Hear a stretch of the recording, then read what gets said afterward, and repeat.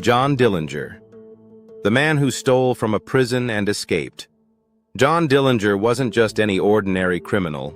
He was a notorious gangster whose name became synonymous with daring heists and brilliant escapes. His story isn't only about robbing banks, but also about one of the most legendary prison escapes in American history. John Dillinger was born in 1903 in Indiana, and from an early age, he found himself in trouble with the law. By the 1930s, he had become one of the most wanted men in the United States due to his bold bank robberies, many of which were planned with military precision. However, what truly cemented his place in criminal history wasn't just his skill at stealing from banks. It was his genius escape from prison that made him a legend. In 1934, John Dillinger was captured and held at Crown Point Jail in Indiana, a facility thought to be impenetrable.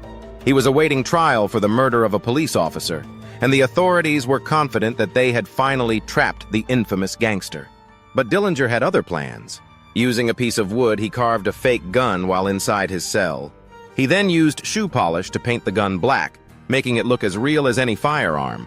Armed with this handmade weapon, Dillinger faced down the guards, who believed the wooden gun was real.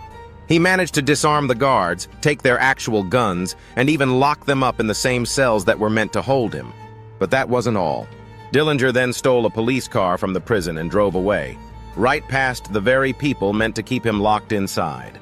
He didn't just escape. He humiliated the authorities by walking out of what was supposed to be an escape-proof jail. Following this daring escape, John Dillinger became the most wanted man in America.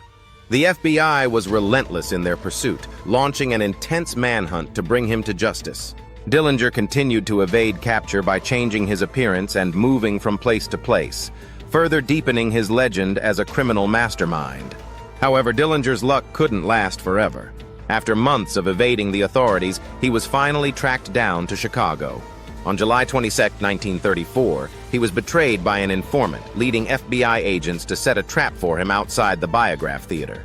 As he left the theater, he was surrounded by agents, and in the ensuing confrontation, John Dillinger was fatally shot, ending the reign of one of America's most infamous criminals.